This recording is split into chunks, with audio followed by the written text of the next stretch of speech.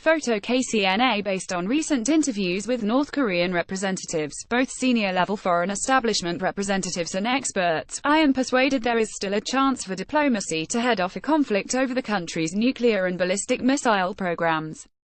The latest visibly premature declarations by Pyongyang that it has completed its nuclear force signal its readiness for dialogue. Taking advantage of this fleeting opportunity requires stronger leadership from the United States and more effective cooperation among the other key stakeholders. What does North Korea want? In recent discussions, North Koreans reiterated Pyongyang's standard policy goals: reached strategic parity with the U.S. by creating a credible nuclear deterrent and compelling opponents to conclude a peace treaty with the North, recognize the sovereignty and independence of the DPRK, and provide security guarantees to enable the country's further economic development. The North Koreans with whom I spoke with argued that without a nuclear deterrent, the hostility of the US and many of its allies toward North Korea will sooner or later result in crushing down the country.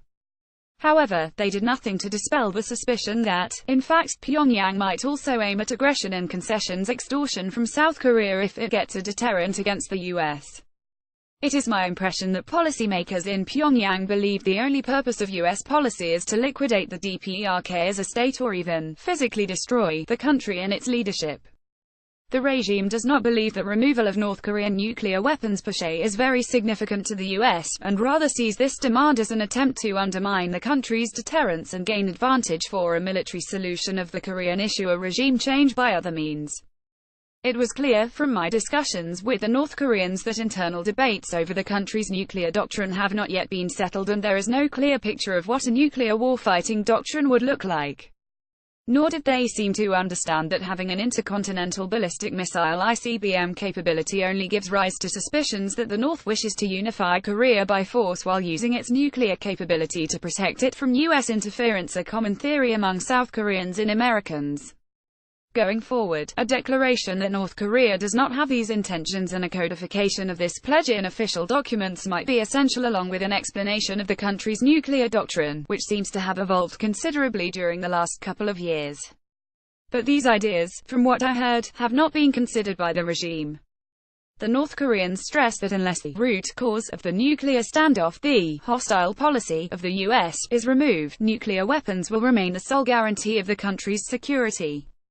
The examples of hostile policy cited include exercises aimed at decapitation, rehearsing attacks on Pyongyang, and efforts to undermine the North's socialist system, including covert activities, psychological warfare and sanctions. Nothing I heard gave any hint that North Korea's nuclear weapons status is anything other than non-negotiable. All of this is pretty standard fare, but when I asked if denuclearization would be possible if the U.S. ended its hostile policy, the North Koreans admitted that they are not, in principle, against a nuclear-free zone in and around Korea. They stressed that before the early 2000s, their country was the only one in Northeast Asia to not possess or deploy nuclear weapons, and upon achieving nuclear parity with other parties, the balanced reduction and eventual denuclearization of the whole area is not impossible. Even if these North Koreans were propagandizing the declaration of a loosely defined nuclear-free zone on the Korean peninsula or in Northeast Asia as the final goal of a diplomatic process, could create space for the eventual denuclearization of North Korea, and such a formula could be on an agenda during talks with Pyongyang. Framework of a possible dialogue. In thinking about how a possible dialogue could be structured, there are some important clarifications that will be needed up front. That includes asking the question of what constitutes a nuclear weapons program. The answer, while it may seem obvious to some, is far from clear.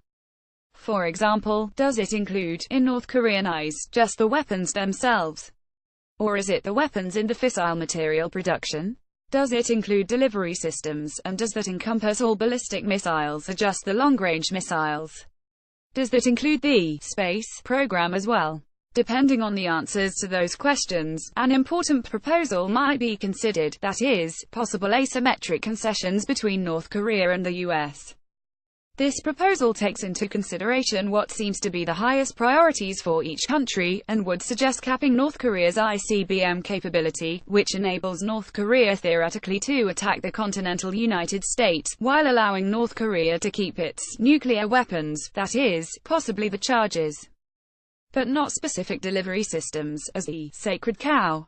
Although Seoul and Tokyo might not see this proposal as a viable final solution, they have been living in the range of a North Korean nuclear strike, possibly delivered by some unconventional means, for years.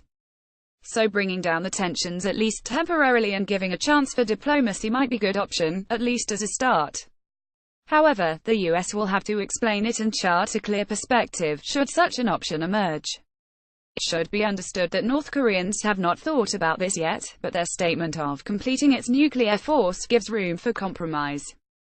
If they consider there is no need to further pursue its missile technologies, such as creating a Hwasong-16, and a pause is possible, why not start something like strategic arms limitation talks?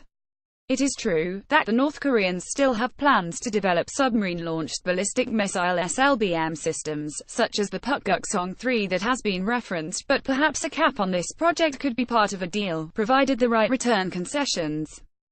It should be taken into account that most experts agree the North does not yet have a working, weaponized ICBM, as the operability of current systems, especially re-entry technology, is still unproven. However, we should do our best not to compel North Koreans to demonstrate such an ability, such as firing a ballistic missile with a conventional warhead to a target somewhere in Pacific. So far, the discussions in the UNSC do not promise a swift and heavy retaliation for the latest ICBM test, so the time is right to think about a softer approach to North Korea's continued testing.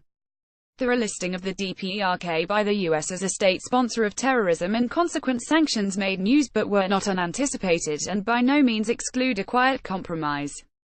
As additional actors consider the freeze for freeze idea as the basis for more extensive agreements down the road, opportunities for incremental steps might be explored. The Chinese concept of parallel advancement might begin with some form of voluntary restraint of North Korean missile tests, excluding overflying other countries' territory and airspace.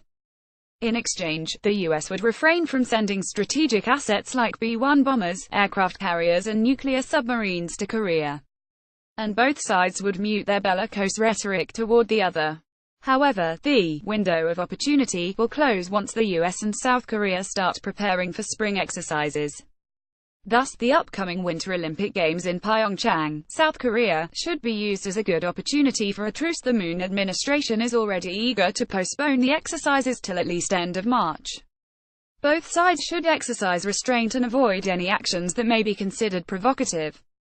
I believe that closed-door quiet contacts should be made to agree on an Olympic truce, that is, refraining from provocation and hostile propaganda including, if possible, inflammatory tweets at least until the successful completion of the Games. Such contacts may include not only the US and North Korea, but also South Korea, whom the North, of course, would like to exclude. However, the fact that the issue is the Olympics being held on rock soil is discussed makes its participation mandatory.